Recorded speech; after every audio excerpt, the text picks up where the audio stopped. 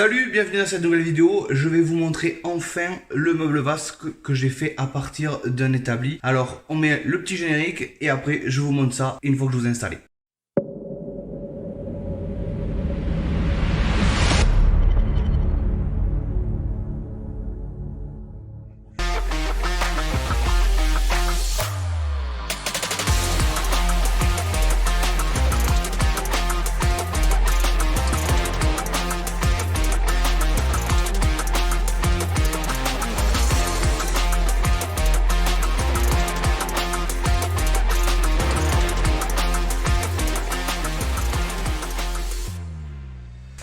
Donc on se retrouve là, une fois que vous avez vu le meuble vasque, et maintenant je vais vous expliquer de la façon dont je l'ai restauré. Alors malheureusement je ne l'ai pas filmé lorsque j'étais en train de le retaper, mais j'ai fait quand même quelques photos de l'avancement, donc je vais vous les montrer, je vais les afficher à peu près par là. Donc c'est un établi que l'on a acheté à un paysan, qu'il avait stocké dans un hangar ouvert, et toutes les bêtes rentraient dedans, la saleté, tout. Donc il était en état assez pourri. Au début, on s'est même demandé si on allait pouvoir récupérer quelque chose au fur et à mesure que je travaillais dessus. Donc je vous mets la photo que vous pouvez voir là, où on voit déjà l'état. Alors c'est dans mon garage, donc c'est pas très lumineux, mais on voit assez bien quand même qu'il est en très mauvais état. Qu'est-ce qui était bon à garder et mauvais pour remettre au rebut. Donc on a réussi à récupérer le plateau, heureusement c'était quand même la base.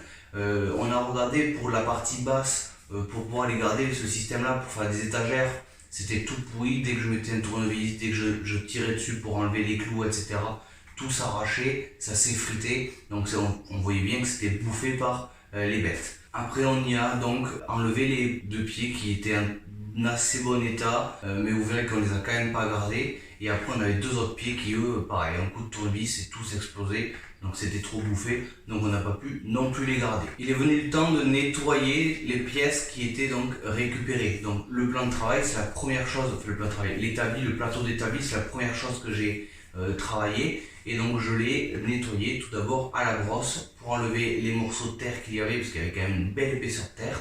Je grattais tout ça, puis après j'ai mis un grand coup de karcher pour pouvoir enlever vraiment la totalité de la terre aux endroits où je ne pouvais pas accéder avec la brosse, etc., etc. Une fois que ça a été fait, je l'ai laissé sécher. Une fois que j'avais tout gratté, j'ai dû enlever ce qui ne tenait pas. Comme on peut voir sur la photo, donc cette partie elle ne tenait pas, c'était un bois rajouté qui était cloué, donc j'ai arraché pour l'enlever. Pareil, on voit la partie que je vous montrais tout à l'heure, juste ici, qui elle, ça fait une grosse crevasse. Pareil, c'était un morceau de bois qui a été rajouté, cloué, c'était pour refaire un aplomb, mais bon, le monsieur devait s'en occuper pour bricoler, l'utiliser, donc ça lui suffisait.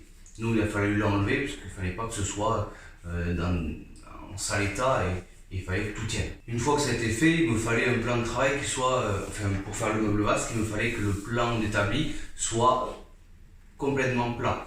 Comme on peut le voir, il y a des endroits où c'est pas tout à fait plat, mais par rapport à ce que c'était du début, c'est bien mieux et beaucoup plus plat. Donc du coup, il a fallu trouver un système que j'ai trouvé du coup sur YouTube. Il y a des mecs qui vous expliquent facilement des tutos comment avec juste une défonceuse faire en sorte que tout ça soit plat. Donc j'ai utilisé complètement la technique avec deux planches de bois, une autre planche de bois sur le dessus, donc une planche de bois de ce côté, une planche de bois de l'autre côté, deux autres planches de bois, ma défonceuse au milieu pour aller en avant et en arrière et pour du coup faire toute la partie. J'ai enlevé, comme on peut le voir, sur l'établi, il faisait à peu près 8 cm, 7 cm. J'ai enlevé 2 cm d'épaisseur d'un côté et 1 cm d'épaisseur de l'autre. J'ai pris deux morceaux de bois spécialement pour l'extérieur, donc qui est traité pour l'extérieur, et donc pour l'humidité. Donc j'avais pas forcément besoin de ça, mais comme c'est dans une salle de bain, je voulais quand même qu'il y ait de l'humidité, qu'il puisse y rentrer sans me faire pourrir le bois. Donc je les ai pris, je les ai collés ensemble, donc j'en ai pris deux carrés, et ça pour les 4 pieds. J'ai fait aussi une sorte de tenon mortaise avec du coup une découpe, et auquel je les ai fait rentrer directement dans une fente du plan de travail. Donc là, comme on peut voir, les pieds sont faits et il y a aussi les traverses. Ces traverses que j'ai fait pour pouvoir soutenir les étagères. J'ai fait des tenons mortaises directement pour que mes baguettes de bois rentrent complètement dans les pieds et que ce soit assez solide. Pour ces planches là, je ne me suis pas trop embêté puisque du coup je suis allé chez Aubricot du coin pour acheter des planches de bois, les découper, les poncer, voilà. On va revenir maintenant sur le plan de base qui était du coup de comment on va faire pour reboucher tous les trous que j'avais, puisque comme je peux vous montrer, on avait des trous ici, des trous juste en dessous, au milieu, on avait voilà, des trous partout, des fissures de partout. Donc la technique était de faire avec de la résine époxy. Donc on a fait un mélange de résine époxy avec des pigments noirs et des pigments argentés. On les a mélangés directement avec la résine et on a coulé directement dans les fentes. Et là, catastrophe, tout a coulé aux endroits où j'avais pas bien fait mes coffrages. C'est pas grave, ça m'a quand même bouché les trous et j'ai refait une deuxième coulée. Quand on a versé du coup dans les fentes, comme vous pouvez le voir, les fentes là, j'ai coulé la résine époxy aussi dedans. Et cette résine, quand je l'ai coulée, malheureusement, elle disparaissait. À chaque fois que je coulais, elle disparaissait. Je la retrouvais jamais. Et je regardais à droite à gauche, voir si ça n'avait pas coulé, vu que je m'étais fait avoir une première fois pour ce côté-là. Je regardais où c'est que ça avait coulé, si ça avait coulé par terre, etc. Mais jamais je ne trouvais que ça avait coulé. Mais à chaque fois que je mettais la résine, ça remplissait, ça remplissait. Hop, jusqu'au moment où ça a débordé. Je laissais, je revenais 5 minutes, c'était rentré dans le bois. Le bois, en fait, j'avais l'impression qu'il absorbait la résine. C'est là où on se dit que, concrètement, à l'intérieur, il devait y avoir énormément de cavités de bestioles. Et à force de remplir, on a bouché toutes ces cavités. Une fois que j'ai mis la résine, que j'ai fait tout ça, que mon plan de travail était relativement propre, il a fallu passer à la finition. Très simple finition, j'ai tout poncé. C'est que j'ai acheté un vitrificateur, le vitrificateur mat, voilà, que j'ai passé en 5 couches. J'ai passé 5 couches de vitrificateur, donc 2 premières couches partout. J'ai attendu que ça sèche à 100%, parce que du coup j'ai fait une première, que le bois a bu complètement, au bout de 10 minutes j'ai pu repasser une deuxième couche. Une fois que tout a été sec, le lendemain, j'ai repassé une deuxième couche, une troisième couche, et pareil, le surlendemain, j'ai repassé une cinquième couche qui ne s'absorbait pas de suite. C'est là où j'en ai conclu que le bois était saturé et qu'il n'y avait pas besoin de faire. Une fois qu'on avait tout fait en côté esthétique et retapé l'établi, j'ai du coup dû faire les trous pour les robinets ainsi que pour y passer les siphons. Ça a été assez simple avec une cloche tout simplement et on a fait les trous et voilà, ça c'était la première partie.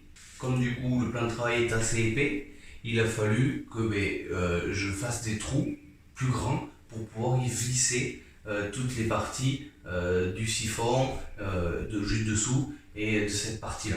Là on voit bien que ça a été du coup troué, donc j'ai agrandi le trou à la défonceuse sur à peu près 2 cm d'épaisseur pour pouvoir y visser correctement toutes les parties et que mon meuble vasque tienne correctement, parce que là on peut secouer, ça tient bien, d'autant plus que j'ai fait un joint silicone dessous, donc là ça ne peut pas partir.